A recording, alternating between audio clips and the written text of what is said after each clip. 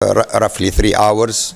They are excellent panels. We are really proud of the speakers we have on these two panels.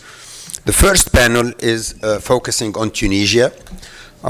When we started designing the program, we did not intend to have a panel on Tunisia, but we received a lot of papers on Tunisia. So we had to make a panel on Tunisia. There is a lot of interest in what's going on in that country because it raised the hopes and the expectations throughout the world, throughout the Muslim world, and in particularly in the Arab world. So we want to learn about what happened in Tunisia and what kind of lessons we can learn from that. So again, we have 5 panelists who will be focusing on the topic of Tunisia and what happened in Tunisia and what went wrong in Tunisia and what's the path forward basically for democracy in Tunisia. I'd like to ask the speakers to please not exceed 10 minutes because definitely want to leave time at the end for Q&A. And you also have the bios in the program booklet, so I'm not going to read the bios to you. If you want to know more about the speakers, you have their bios in the program. So the first speaker is a dear friend, Jose Ignacio Hernandez. He's a visiting fellow at Harvard and a senior associate at the Center for Strategic and International Studies. He's from Venezuela, so of course he follows Venezuela very closely. But also he saw a lot of similarities between what happened in Venezuela and what's happening in Tunisia today. So we thought it would be good to listen to him and to the experience or lessons learned from the two countries and maybe other countries as well. So Jose, please. Either way, you can, wherever you're comfortable. Perfect. I'm quite well here. Well, thank you so much for the invitation, for the presentation. It is a pleasure and an honor to be here. My attention regarding the Tunisia constitutional crisis, as Radwan commented, has to do with my home country, Venezuela. And while I was studying how Venezuela collapsed, I discovered several common patterns with the democratic backslide in Tunisia. And since then, I have been continuing my research on Tunisia. I have published some papers. I am working even in a comparative book that covered Tunisia. And what I want to talk today is how Tunisia should be considered a case of, I have been calling, constitutional authoritarian populism. Until 30 years ago, democracy used to die in the hands of a traditional military coup. And it was clear that the constitution was violated because external forces with procedures not established in the constitution remove government. But in the last 2 decades, a new way of democratic backslide emerged. First of all, democratic backslide is hidden beneath constitutional formalities. As Professor Steve Levinsky and Daniel Ziblatt said, democracies are dying from the inside out. The winners of elections are the ones that are killing democracy. So constitutional authoritarianism is the abusive of constitutional forms, of constitutional institutions to hinder democratic values. And it's quite hard to demonstrate that there is a constitutional authoritarianism. Why? because the authoritarianism is acting under the disguise of a constitutional form. So for a third party, for a bystander, it's just an emergency decree. This is just a ruling by the Constitutional Court. This is just a political decision covered by domestic constitutional law. But looking beyond formalities, emerge the authoritarian essence of the measure. But also, in the last years, together with this abusive of constitutional form, we are witnesses how the populist rhetoric, the defense of the people, the protection of the people is used to justify this attack from the inside out over democracy. So there is a playbook of constitutional authoritarian populism that perfectly fits with the Tunisia case. First of all, there is in a country, Tunisia, a crisis, a political and economic crisis. People are disenchanted with democracy. And as a result, people decided to elect an outsider. A people that promised that he will fight against the elite, that he will reboot the system. And this populist, charismatic leader that promised to reboot the system is paradoxically elected in free and fair elections. It happened with President Sayed in 2019. It happened in Venezuela with Hugo Chavez in 1998. And then Nicolás Maduro in 2013. Once in power, this elected president start to work to address a national emergency because people is suffering. People is suffering because there are elites that are trying to undermine the people's well-being. The elites could be political parties. The opposition is the elite. The media, foreigners, migration, private companies, you name it. There are different kinds of elite. And because people is in danger, it is necessary to use exceptional powers vested in the presidency by the Constitution. Exactly what happened in Tunisia. Exactly what happens in Venezuela. And once the president used these exceptional powers, it started to dismantle the checks and balances and to concentrate powers. And one of the victims of this concentration of powers is the parliament. It happens in Tunisia, it happens in Venezuela. There is another institution that so far has not been applied in Tunisia, that is a constitutional court. Authoritarian rulers love to take control of constitutional court. And then the constitutional court, under the political control of the president, will transform human rights violations in constitutional measures, which is unconstitutional, is transformed in constitutional. That happens, for instance, in El Salvador, when the Constitutional Court, co-opted by the president, reinterpret the Constitution to allow a presidential re-election. In Latin America, one of the main characteristics of this constitutional authoritarian populism are biased constitutional courts that reinterpret the Constitution to allow presidential re-election.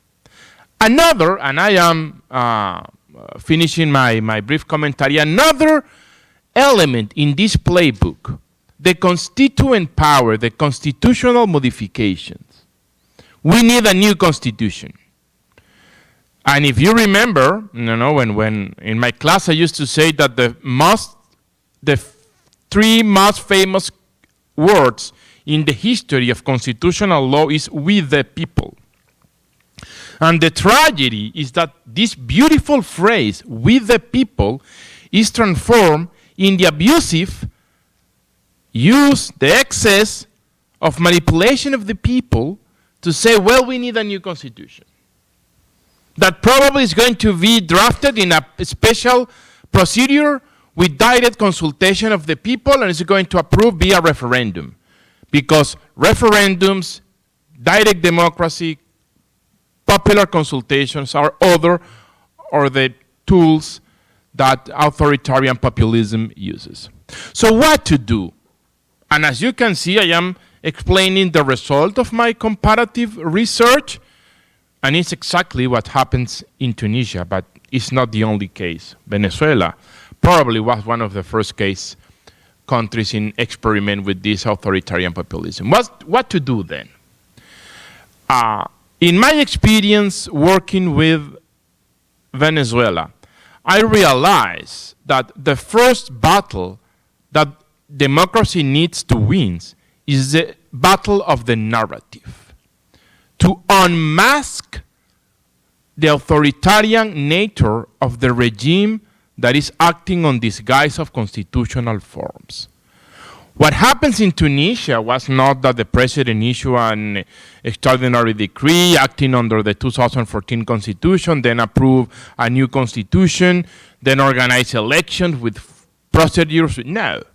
It was a coup against the 2014 constitution under the disguise of constitutional legal forms and, of course, the populist rhetoric. So narrative is very important because we need to demonstrate, particularly before international organizations such, very important, the African Human Rights Courts, that beyond formalities, there is an authoritarian in essence.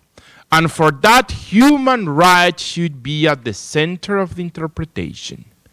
In Venezuela, we started that fight many years ago. I will say that in 2016. And today, different international bodies, particularly the International Criminal Court, has concluded that beyond emergencies decrees, constitutional reforms, rulings by the Constitutional Court, beneath that veneer of constitutionality, there is clearly human rights violations. And for that purpose, and I'm going to stop here, one of the ideas that we have been working is to try to create a sort of working group about constitutional authoritarian populism. Try to gather experts from the different countries, including, of course, Tunisia, that has been suffering this democratic regression, and explain with arguments and data why these constitutional authoritarian populism are, in essence, authoritarian regimes that violate human rights. Once the battle of the narrative is achieved, then it will be easier to begin the way to the path to recover democracy in Tunisia, or I hope also in Venezuela. Thank you so much.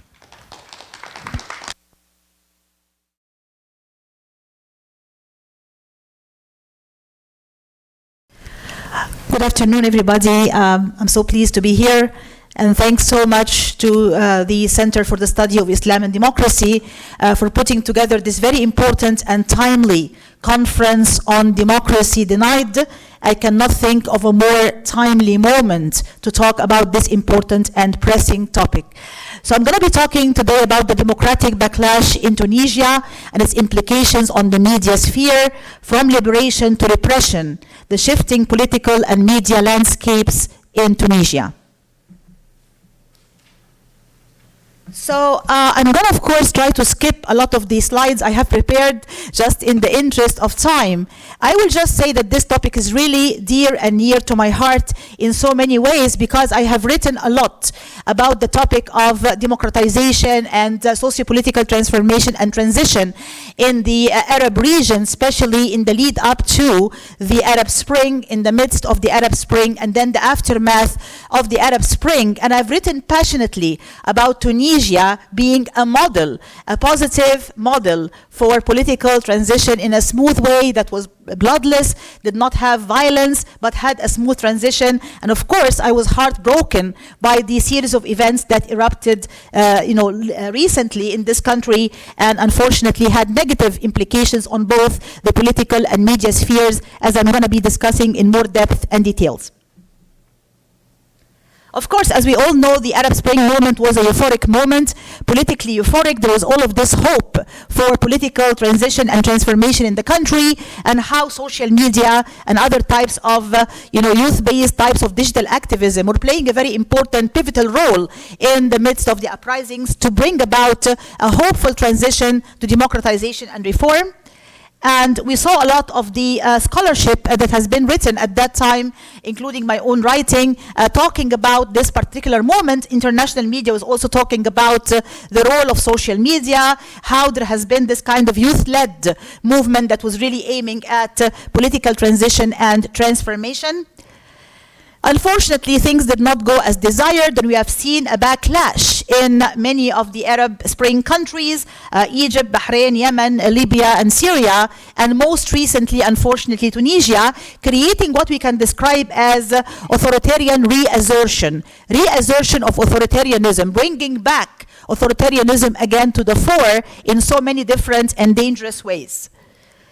So, of course, the new reality now for Arab journalists in the midst of this kind of democratic backlash has been intimidation, imprisonment, being forcibly disappeared, arrests, harassment, targeting journalists, bloggers, and activists, shutting down media organizations, and blocking websites. And that is the sad reality now for journalism and journalists in the so-called post-Arab Spring countries. Now, the Tunisian exceptionalism is a term that I'm sure many of you read about in the literature about the Arab Spring, when we all talked about, oh, Tunisia was the only exception, the only country that survived the tumultuous waves of the Arab Spring uprisings and emerged as a successful model, and therefore the term Tunisian exceptionalism is something that dominated the literature on the Arab Spring. However, unfortunately, there has been a setback. The end of Tunisian exceptionalism on the night of July 25th, 2021, we have seen the confiscation of powers by the current president, Tunisian President Kais Saied, who unfortunately is an assistant professor of law himself, and there was an expectation for him to uphold the rule of law in the country and to be someone who is going to champion the rule of law. But unfortunately, he has issued a decree that confiscated a lot of powers, ended a lot of parliamentary legislative powers, has been able to fire a lot of judges and hire judges that would be more, in line with his own policies. And that has been described as, quote unquote, a presidential coup in Tunisia. That, of course, constrained the political as well as the media landscape. I always say that media and politics are two sides of the same coin. We can never divorce or separate politics from media. Whatever happens in the political sphere will inevitably spill over into the media sphere and have some kind of negative implications in that particular case. So we have seen many reports talking about violations against journalists and press institutions in Tunisia, which have escalated since President Kais Saied announced his quote-unquote exceptional measures in July 2021. And in the aftermath of these particular measures by Kais Saied, we have seen a shrinking margin of press freedom and media freedom in Tunisia, taking many different forms: the imprisonment of many journalists, the closing down and shutting down of many media organizations and press institutions, and even some journalists are being put on trial and some websites have been blocked.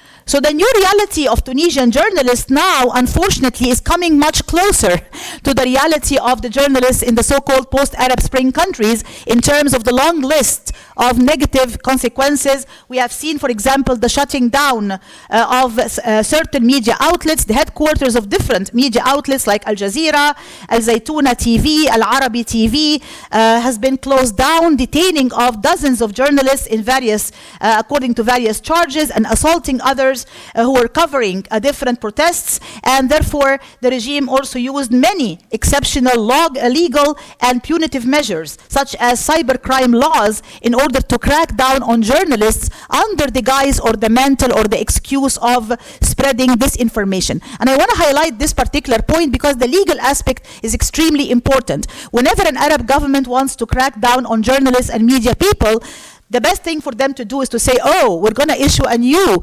cybercrime law. These laws are usually broad, vague, on purpose in order to give the government as much leeway as possible in terms of using it as an excuse for saying this journalist is spreading disinformation or misinformation, therefore we're going to crack down, we're going to arrest this person and charge them. Well, we have also recent examples. The Committee to Protect Journalists has been talking about different cases where journalists have been arrested.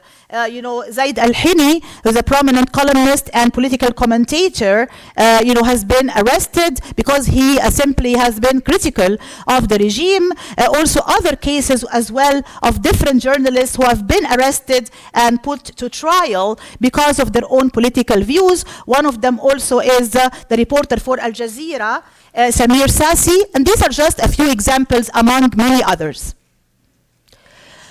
However, it is fair to say that Tunisian journalists are not just taking all of that quietly and without any kind of resistance. The fact is, Tunisian journalists are, to their own credit, pushing back and resisting against different forms of authoritarianism by the regime. They're pushing back against repression in different ways. They are actually arranging sit-ins and protests and signing petitions, making sure their voice is reaching international and global media, and making sure the resistance is heard not just locally but also regionally and internationally and globally. So to take a futuristic outlook, the ongoing push and pull struggle, it is very likely, looking ahead, that the tug of war between the Tunisian regime and the journalists who dare to speak truth to power will continue both online and offline, at home and in the diaspora, triggering ongoing cycles of contestation between authoritarianism on one hand and independent journalism on the other hand.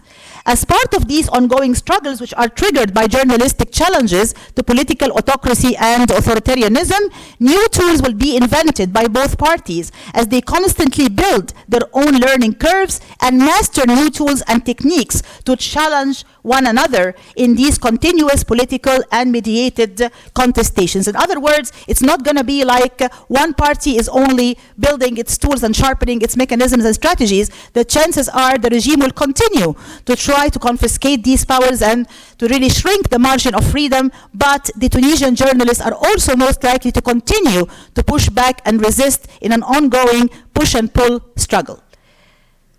Thank you so much, and I'm more than ready to take your questions. Thank you.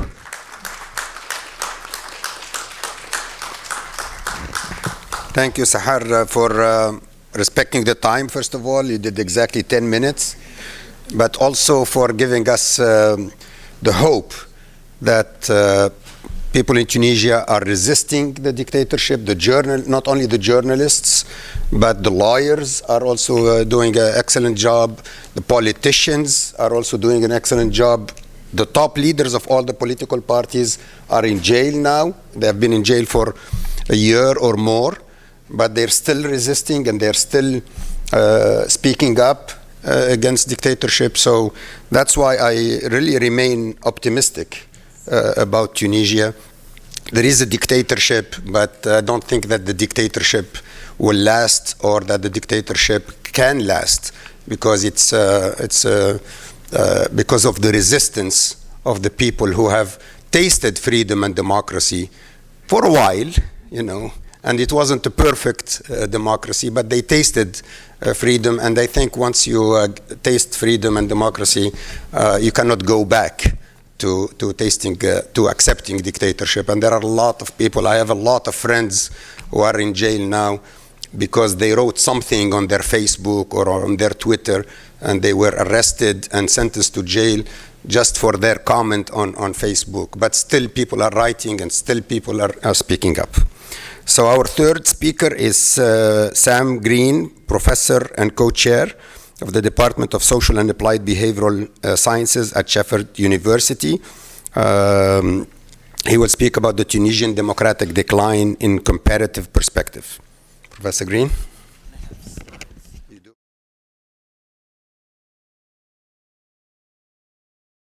Perfect.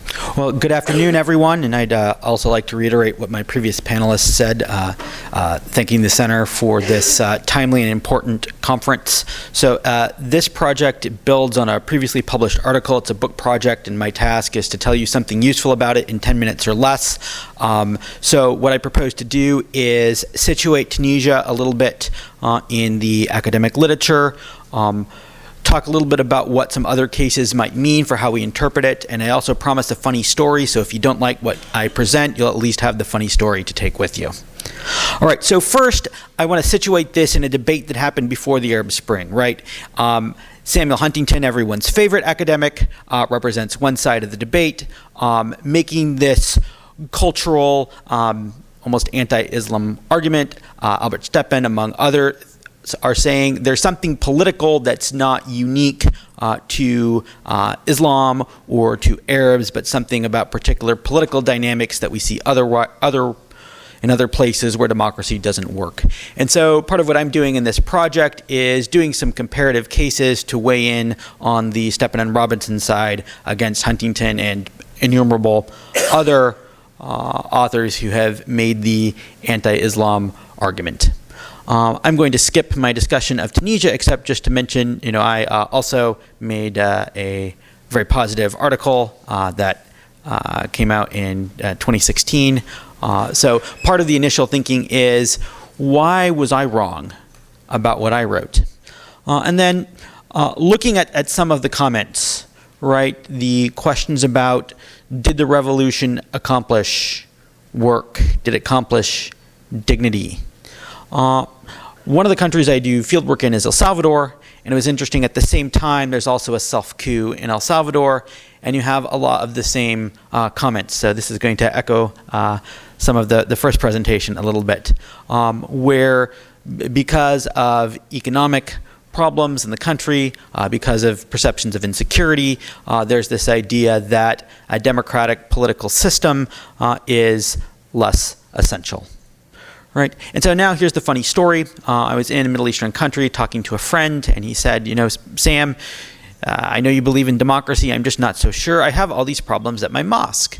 No one likes our imams, and we always argue about the imam. We don't like the imam because his sermons are boring. We don't like the imam because he's not friendly. And so always we're arguing. And whenever the imam leaves, we can't agree on the new one. And I said, well, let me tell you about the Third Baptist Church.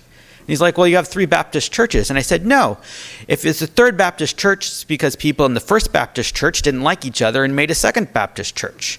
And then the people in the Second Baptist Church also had a fight, and you have the Third Baptist Church. And all 3 Baptist churches hate each other and don't talk to each other. And he said, oh, my goodness, you Christians are impossible too. And my point is that democratic failure is often about a shared impossibility, not a culturally distinct impossibility. So that really gets into my argument. My contention is that the democratic failure in Tunisia comes from similar institutional problems in other cases of democratic regression found in other parts of the world. And there's sort of a broader question about how we think about when a democracy is secure and whether the criteria we use are meaningful and lead us to the expectations we ought to have. So I have 2 comparison groups. I'm going to go through this quite quickly. The first looks at a political crisis where there was an attempted coup between 2009 and 2012. In Honduras and Mali, the coups were successful. In Ghana and Mongolia, the coups were not. And then we'll add in Tunisia. I might call them an alto golpe if we're using Spanish, or a self-coup.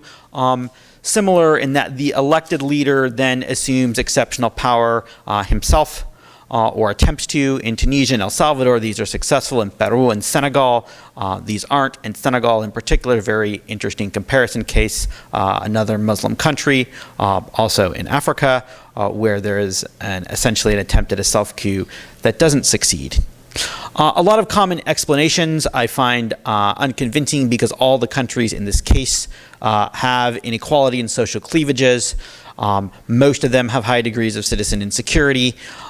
There's the cultural argument we talked about, but also the economic development answer, which is often common, doesn't necessarily explain the results. That you see the circle in red of the countries that democracy was maintained don't necessarily align either with the economic argument. So what I found most convincing is institutional arguments. That institutions in countries where democracy survives in political crises are relatively, I'll use the word relatively, well-functioning, and there's a relatively high commitment. And so if you see, I'll show you two slides. Don't worry so much about all the numbers, too many numbers for 10 minutes. But the circles are showing is if you look at indicators from a whole bunch of sources, liberal sources, conservative sources, libertarian sources, etc., from different countries, using a lot of different ways of trying to measure institutional quality, the countries where democracy failed have less of this than the countries where democracy is maintained in crisis. But Tunisia is an exception. Tunisia seems to have the same measure of institutional quality as the countries where democracy was maintained. And this confused me. Because, of course, if we compare Tunisia to Senegal, right, in both cases there was an attempt of the president to do things that are extra legal. In Senegal's case, the Constitutional Court said, no, actually you're going to have the election soon. And other actors in Senegal compelled the president to do what the court said. Of course, in Tunisia, the court wasn't even sitting because the National Assembly of Parliament hadn't appointed sufficient judges.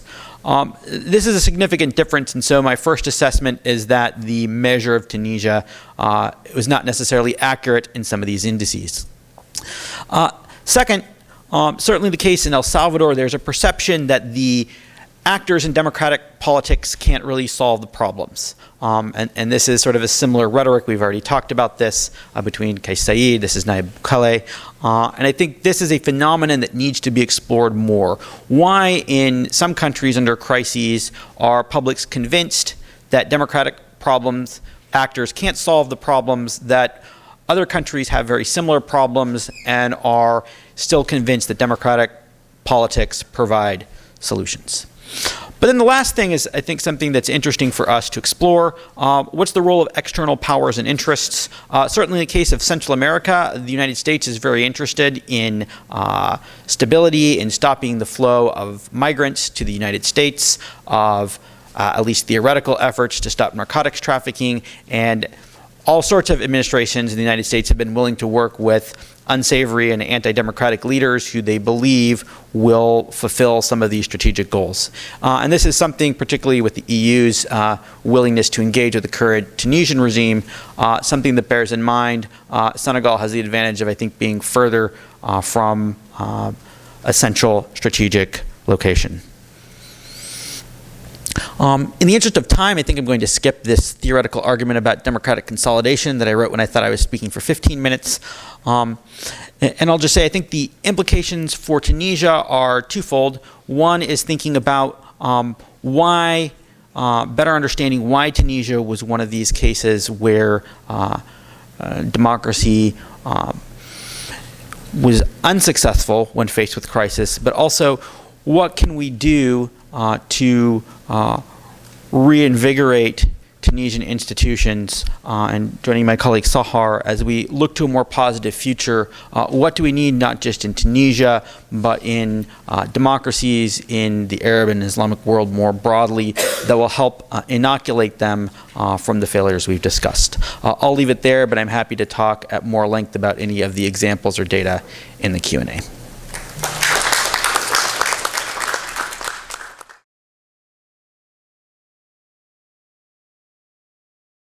Co-author of the research with Salih, which is going to be published soon, hopefully, at an academic journal.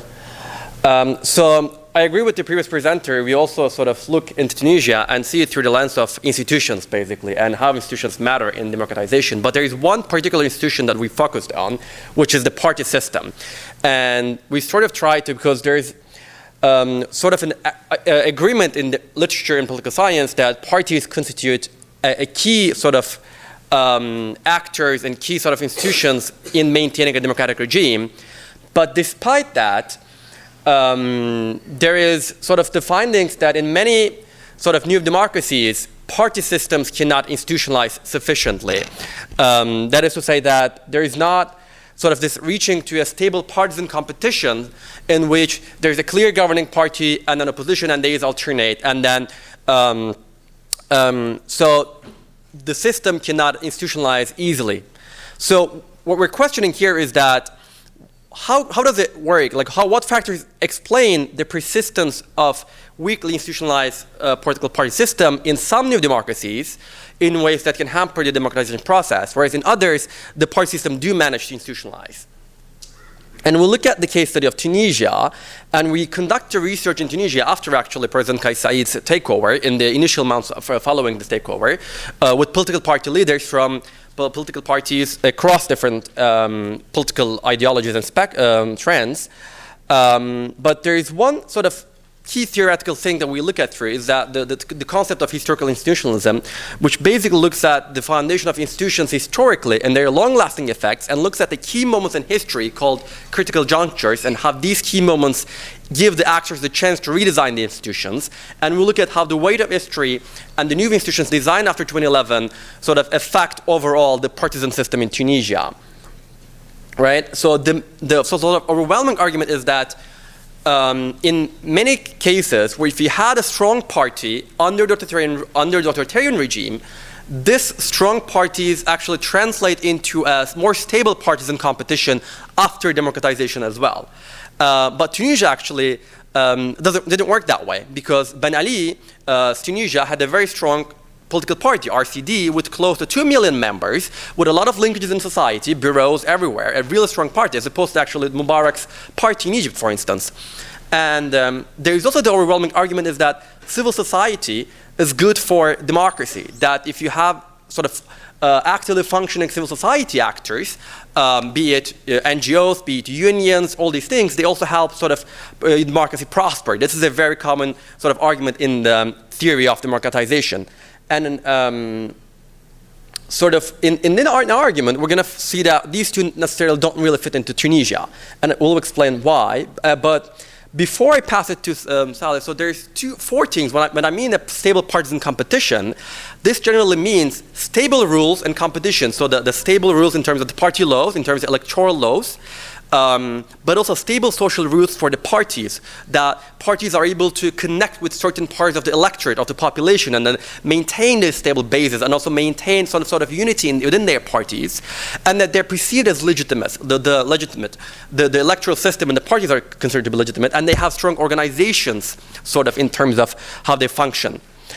In Tunisia, actually, we don't see any of these, unfortunately, during the 10 years of the democratization process, despite democratization being a reality, because you had obviously changes, which is normal after a new constitution is made, but the thing is, you had the electoral turnout, which was at 67% in 2014, going down to 41%, 42% in 2019. That's how Kais Said was elected also, which means there is really a question of legitimacy here.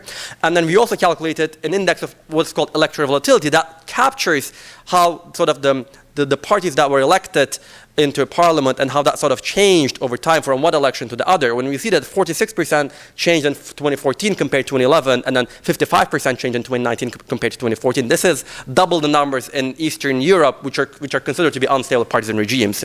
And also what's called party nomadism is like MPs leaving one party to move to other is also a very common occurrence in Tunisia for 10 years after the revolution. And here is a very quick thing, the image that I think captures this is that the first image you see here, Hizb al-Distur al-Demokrati, was authoritarian party in Tunisia. You see their headquarters, how fenced it is. It's the Tour de la Nation, I think, right now. And here you see the largest party in Tunisia, Ennahda, which still has some sort of a building, right? But it's nothing compared to the party that was in power. And then here you see the third largest party in the parliament of 2019, Tayar al-Demokrati. Their office is just one floor in a building. Like you can see the weakness of political parties in Tunisia, with the exception of Ennahda to some extent after the revolution. So, and then here I've just put the numbers of electoral changes. I will skip this through, but you can see that the largest party in 2014, this is I think the most striking case, went from having Nida, from 86 seats in the parliament in 2014 to only 3 seats in 2019. This shows you like how unstable the competition was.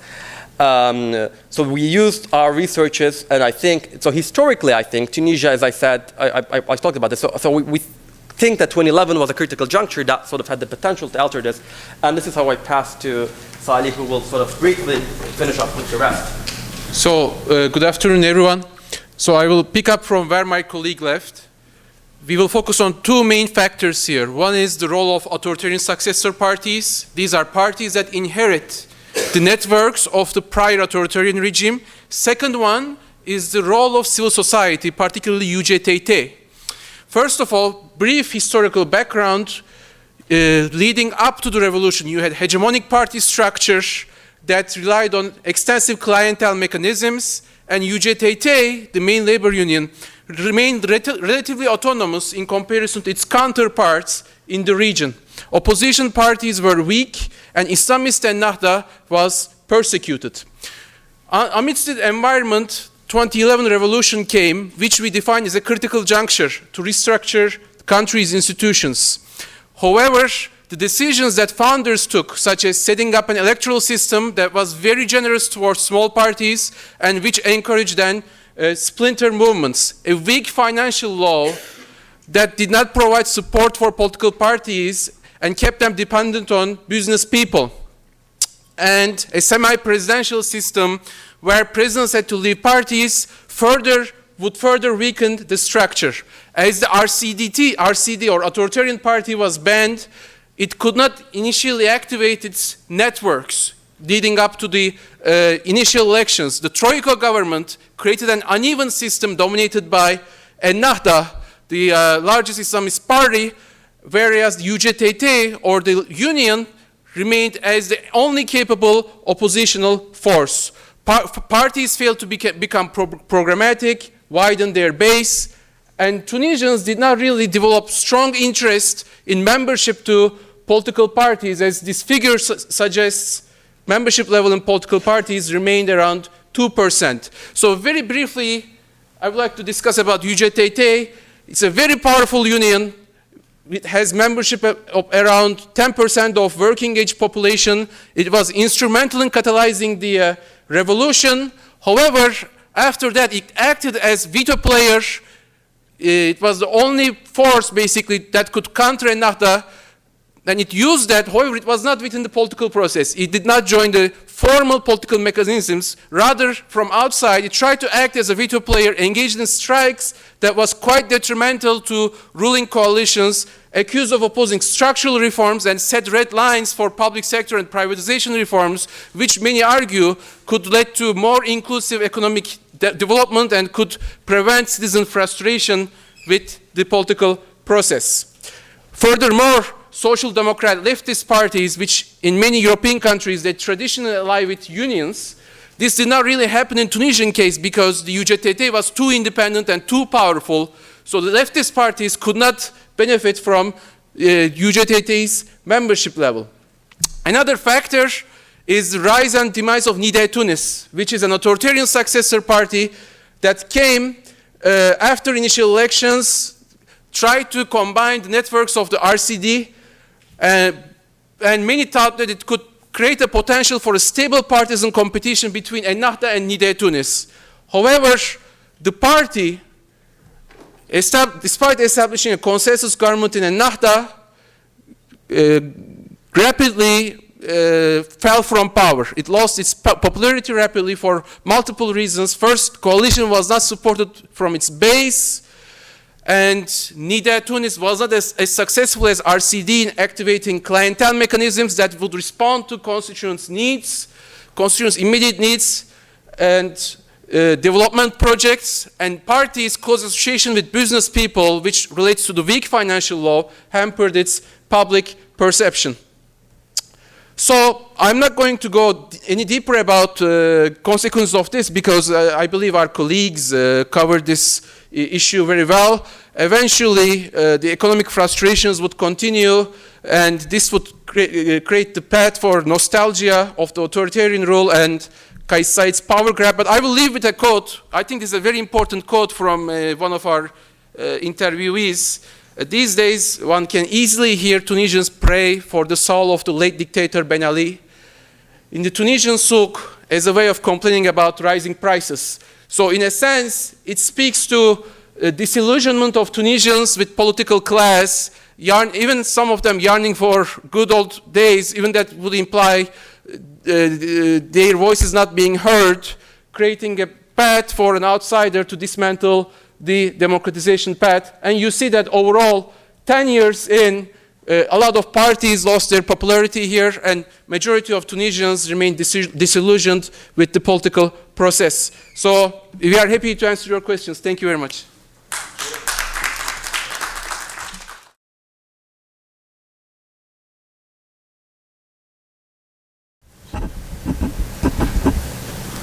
Good afternoon. First, thank you for the organizers in the Center of the Study of Islam and Democracy.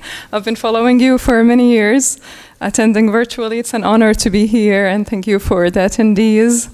My presentation is about women's rights in Tunisia, and my case that I'm making here is the power of ideas in affecting change.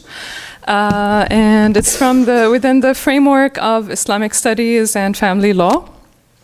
So I've been fascinated by Tunisia, I'm not Tunisian, because of mainly two factors. The country had a progressive Islamic thought and also a progressive human rights thought. So there were many first things that happened in Tunisia. Like the pioneering in the abolition of slavery in 1846. I'm giving you a historical background to get to present day. Also, Tunisia created the first constitution in the Arab countries. Before the United States. It's a slavery? Yes, indeed. And the constitution, the first constitution, was created in Tunisia, a modern one, in 1886. And Tunisia also modernized the personal status code, created a reformed family law in 1956 that abolished polygamy, for example. It gave more rights for women, restricted hasty divorce. However, it did not give equal inheritance, for example, for the daughter, like the son. That remained different or less. There are many reasons for the creation of a relatively stronger human rights culture in Tunisia. One of them is early institutionalization, modernization, and urbanization, decentralization of power, and new reformed family law, improved legal status of women, empowered women, the foundation of civil societies and organizations, promoting human rights values from an Islamic perspective, or what Tunisians, in particular Professor Mohammed Sharfi, called it Tunisifying human rights norms, to make it acceptable from an Arab Islamic perspective. High spending on education since the independence, emphasizing tolerance, individual rights, progressive human right norms, such as democracy taught in textbooks from elementary to the secondary schools, and establishing specialization in Arab Islamic civilization within higher education. That's a focus of mine. It is taught alongside modern research methods, and this resulted in the study of Islamic studies, in using modern tools. So instead of just doing that within the jurists or the ulama, the traditional training in Islamic studies, professors used modern tools, and I will give some examples of those professors. But going back to history, one of the reformists and academic was Tahir Haddad, who wrote in the 30s about women and the empowerment of women. So he had this quotation: "The family is the basis of society. It lacks all happiness and harmony if it is not founded on a man and a woman who are united by love and respect. With our new reform, we do not only want to elevate the woman's level, but we want also to elevate the level of the Tunisian family." So we can consider this as a utilitarian approach to justice. He was not popular at that time. Ulama in the Zaytuna University also, although he is a graduate of Zaytuna, were against him. Children threw rocks on him. No one socialized with him in cafes. Thus, he died early in his 30s. And But his ideas didn't die. That's the main point here. In 1956, some of his ideas became laws with the Reformed Status Law. However, Bourguiba at that time, who supported the empowerment of women, didn't risk meddling with the more salient inheritance provisions based on interpretation of Islamic law. The state also sponsored secular feminism and the Tunisian school of thought in Arab Islamic civilization that I mentioned. This school of thought studies Islamic heritage using tools from modern academic disciplines. This includes legal studies, history, sociology, and anthropology. So alongside the study of maqasid, which means the ultimate objectives of Sharia, they make arguments based on modern secular areas of knowledge production, critical discourse analysis, for example, hermeneutics, deconstruction, gender frameworks, human rights norms, and equality discourses.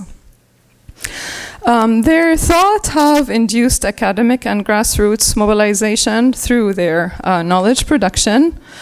So the way they promote their intellectual discourse takes the form of resistance to the classical interpretation of the Quran, the traditional juristic tradition, and new preachers' discourse, especially as it relates to women's rights and issues.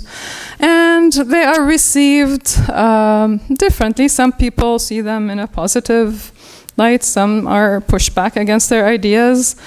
Some believe that they threaten tenets of Islam or the status quo or established male privilege. In general, throughout the years, with their work and the sponsoring of the secular feminism, the result in Tunisia is a religious diversity in a pluralistic world. Islam as a personal piety. So there's this emphasis that it's a personal issue.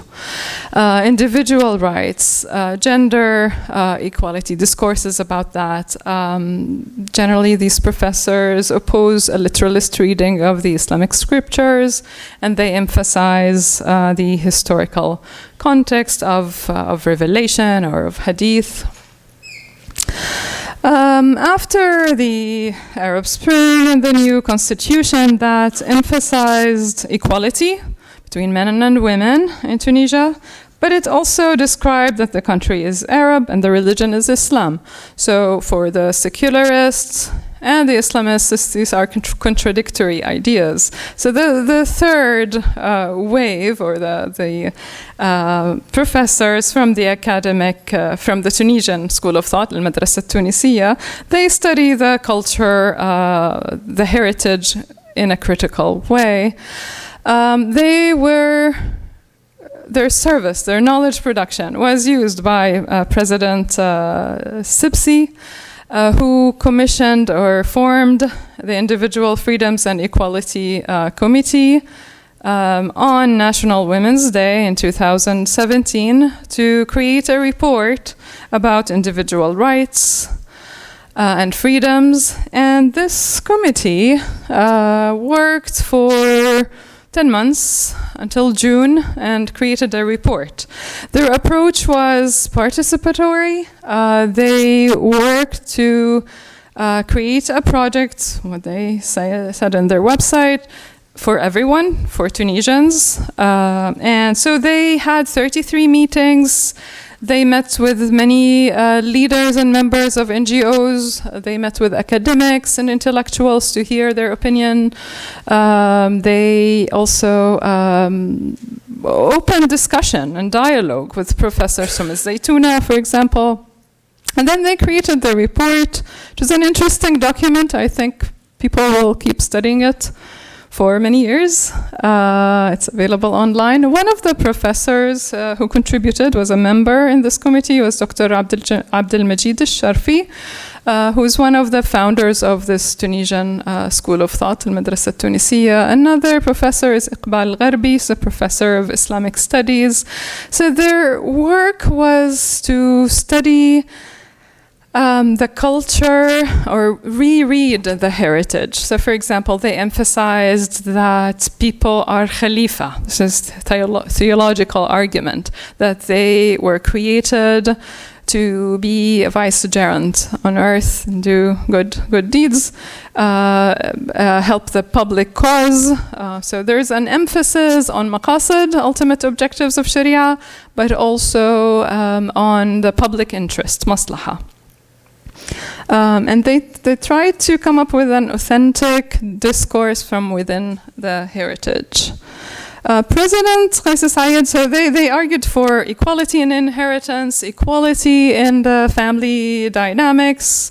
So they want to abolish, for example, dower and maintenance, and have men and women as equals in all spheres and in the family relations. Their proposed laws were not passed. President CSID, during his campaign and after, he just closed this discussion about equality, especially in inheritance.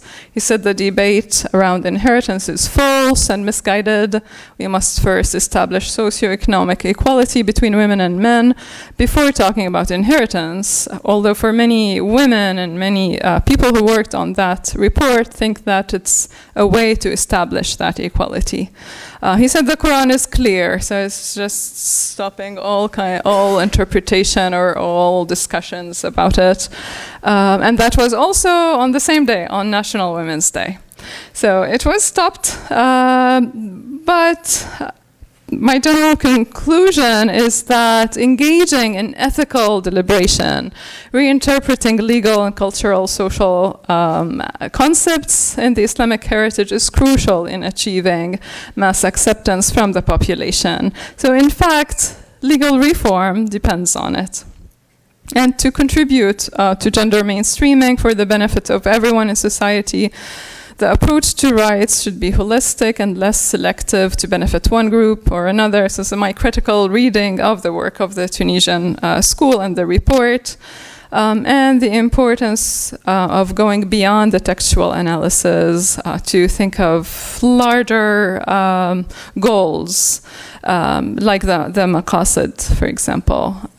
So I think that their thought, although it's stopped now, halted by the president, planted roots somehow, and it can affect change in the future, just like the ideas of Tahir Haddad.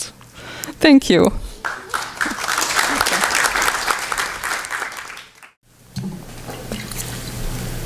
Thank you, Jumana. Happy to take questions. Yes, I'm very happy that we did this in 1 hour, so we have 30 minutes for Q&A. And you see how, being disciplined gives us more time for Q&A. We have heard 5 excellent speeches and presentations about Tunisia. So now we can take your questions. Please make them short and to the point. We don't want speeches, we want questions. Dexter. Got it. Thank you, everyone, and thank you for packing tons of information. Microphone, please. Thank you for packing a lot into very short presentations. So several of you talked about a comparative perspective for the decline of Tunisian democracy, and the 2 speakers who talked about political parties also sort of focused on the decline of this political party system. But I'm wondering, from a comparative perspective, from like Latin American experiences of sort of constitutional authoritarianism or coups, are there examples that we can look to for like hope? Are there places where, there's this crisis? Mr. Hernandez talked about the like crisis in faith in the system that sort of leads people to accept this authoritarian figure in several examples, right? How do you reestablish, not confidence in a previous system that didn't work, but confidence in some sort of alternative? And then, how do you rebuild a political party system that's just been like completely destroyed and discredited? Like, there have to be other examples of places, like, I don't know, I mean, in Peru in the 90s, like, the party system seemed to be pretty weakened. Like, that's my question. where can we look for examples of like hope and like things to follow in this? Anybody wants to answer this question? Okay. How much time do you have? 2 minutes. Okay, yeah, so I can do that in 2 minutes. An African case, we can look at Ghana, which has repeated political crises and resolves them within the institutions. And I think there's a lot of interesting lessons for why Ghana is a poor country. Ghana has an authoritarian history, at times nasty. It's a lot of the arguments for like, oh, that's a rich, wealthy country in a nice neighborhood with no violence don't apply. That's an excellent case to look at. Then the second piece is if you want a Latin American case, actually look at Peru and why the Castillo autogolpe didn't work. That's the second case. But then what about when it all goes wrong? I'll just keep talking about Latin America, right? Let's think about Chile under Pinochet, right? So the party structures are consolidated and destroyed.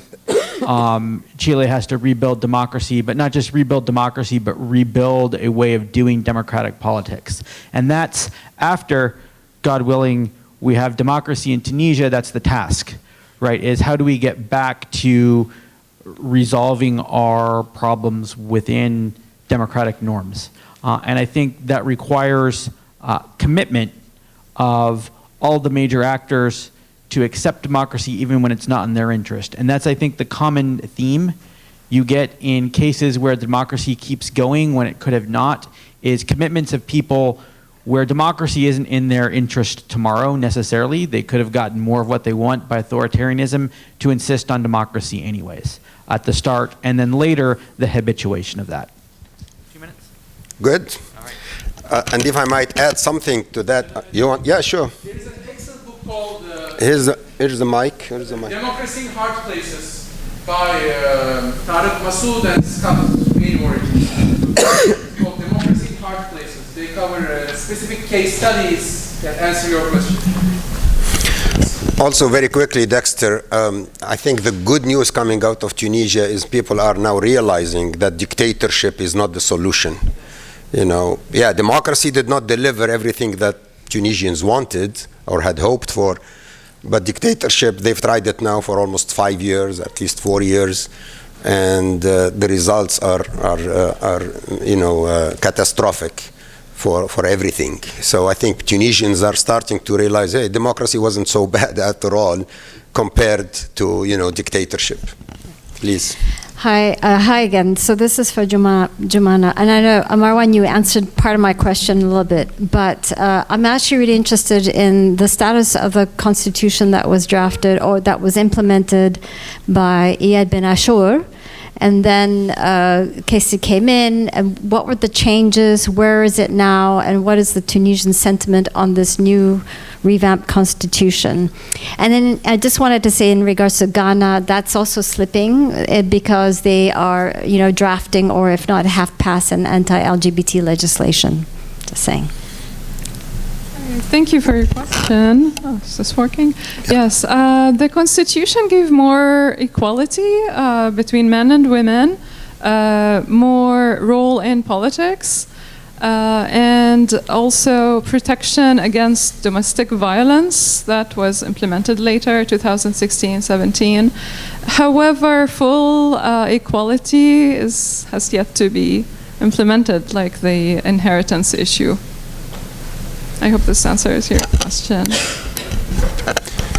And I'm not aware of any constitution that was written by Iyad bin Ashur. Are you referring to the 2014 constitution? Okay. It wasn't written by Iyad bin Ashur. It was written by the Constituent Assembly over 2 years of negotiations. But that was very democratic and very progressive constitution. Yes, please.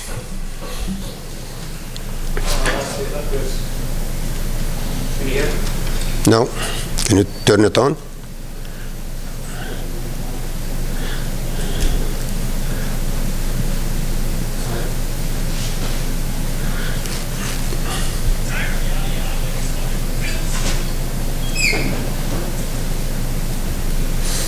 Let's give him another mic. We have other mics.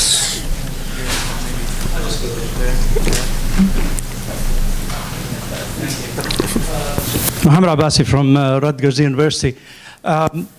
This question is about Tunisia, but it's also about Egypt and about other countries. Has any of you, in your research, uncovered evidence of manipulation either by superpowers like the United States or maybe regional powers into the local politics? I mean, I haven't heard any reference of that. Even though it's in popular media, there's always indication that there's other actors, outside actors, that are messing around with the local politics. Is there any evidence of that, or is this covered really well that nobody's seeing it? Anybody wants to answer that question?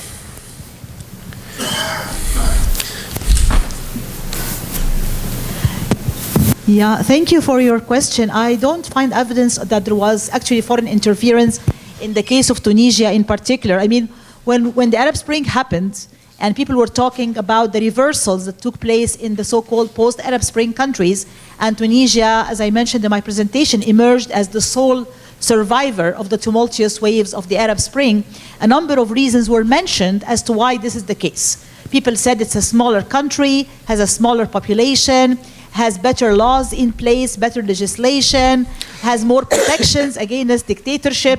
Obviously, we have to talk more about that after what happened in 2021. There was also talk about women's empowerment in Tunisia, how they are at the bench, and I mean that there are actually female judges in Tunisia. The fact that there's high literacy rate in the country has one of the highest literacy and education rates, and also the fact that it did not have too many cooks in the kitchen. As you know, the saying, too many cooks spoil the soup. So it was a saying that there was not, quote unquote, foreign interference, as in, for example, the case of Syria, where there are so many foreign interferences that led to the deteriorating and horrible humanitarian, political, and social situation that was described as one of the worst humanitarian crises in modern history in Syria. So to my knowledge, really, I did not see evidence in the case of Tunisia. But really, we have to also think about internal factors, right? What are the internal factors in each and every country, including Tunisia, that may have led to the rebirth of authoritarianism or the reassertion and readaptation of authoritarianism in the ways we have witnessed? I think we need to pay more attention and more focus to this point.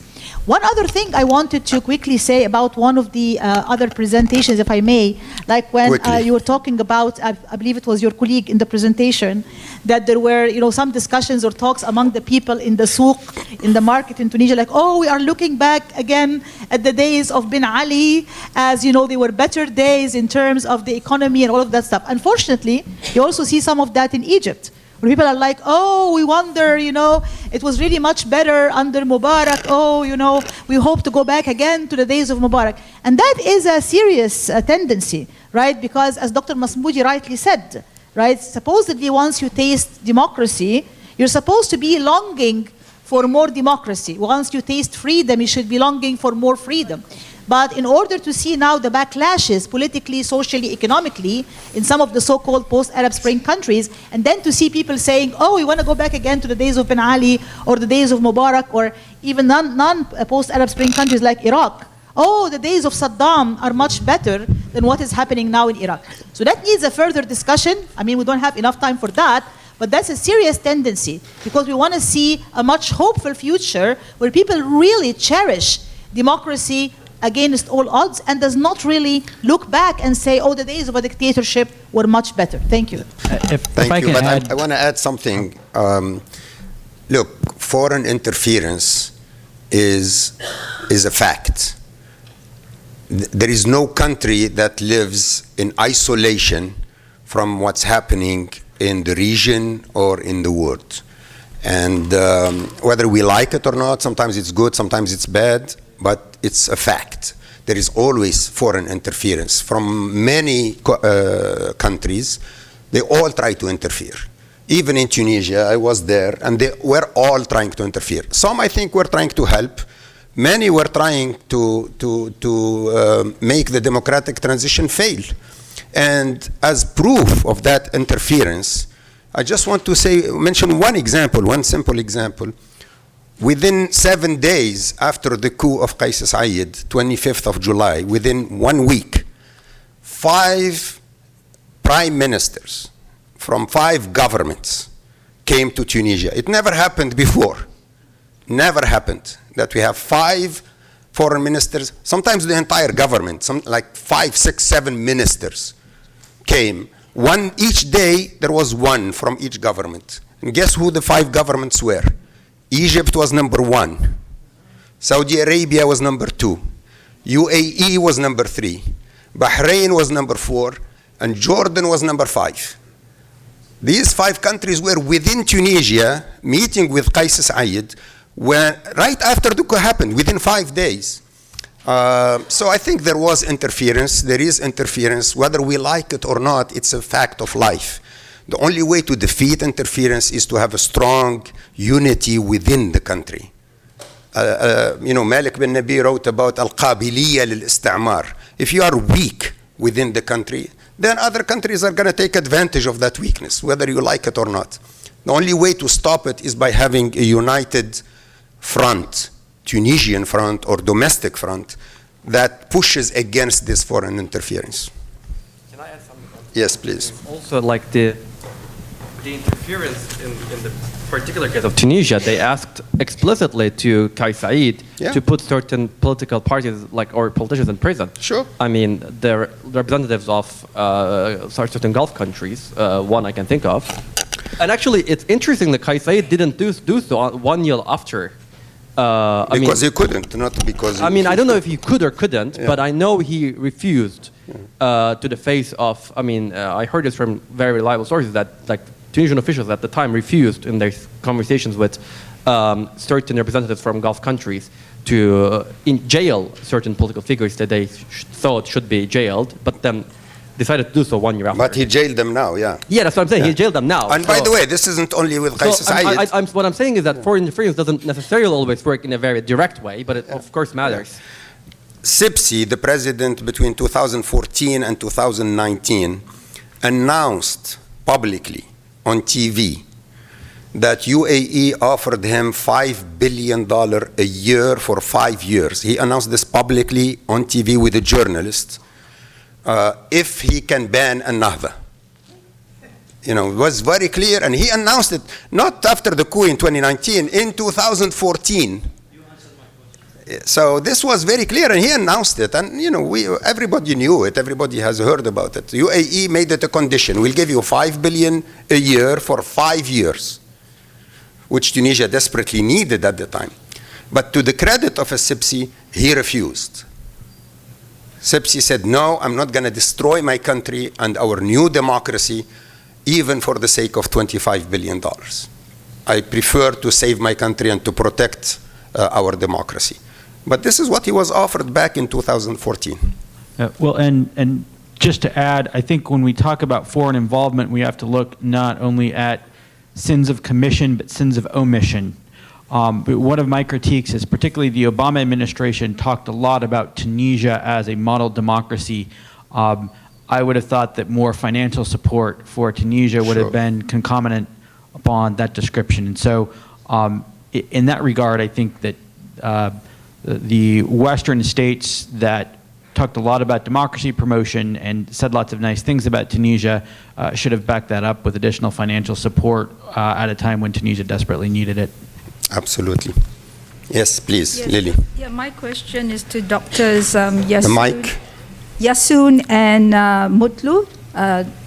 With regard to the relationship between authoritarian successor parties and strong state democratization, perhaps it might be an idea, and I don't know if you've done this, to look further than the region, because that has successfully happened in Northeast Asia.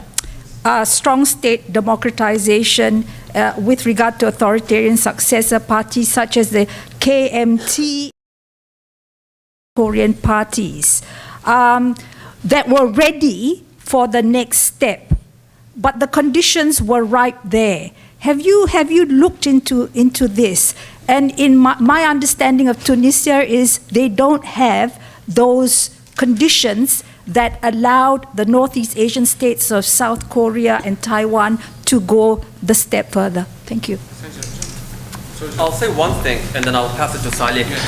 There is a marvelous book by Daniel Ziblatt called Conservative Parties and Birth of Democracy in Western Europe, where he discusses how the conservative elites, the aristocrats in Europe, basically formed parties and agreed to democracy. And that's, I think, could have happened in Tunisia too, because Tunisia did have a strong party, but it didn't work for other reasons, not because there is not conservative elites. So a lot of literature actually builds upon countries like Indonesia, South Korea, and we did not collect primarily data on these countries, but we challenge that literature in a sense that it emphasizes strong parties under authoritarian rule leads to strong party on institutionalization under democratic rule, but we emphasize that authoritarian successor parties is the key here. And in some contexts, such as Tunisia, where RCD was banned and networks could not be formed, then clientele ties could not be established, you don't have that advantage anymore. So it's not just, in other words, the relationship is not just straight. You need a linkage of strong authoritarian successor parties that respect the rules of the game. I think we talked about Bejikay Desepsi. One thing about him, he respected the rules of the game, which I think separates him from other actors, such as Abir Musi, who did not necessarily respect the rules of the game afterwards. Thank you. Thank you. Excellent. No more questions. So we have a 10-minute break for coffee, 10 minutes, and then we resume at 3 o'clock for the final panel between 3 and 4:30. Thank you.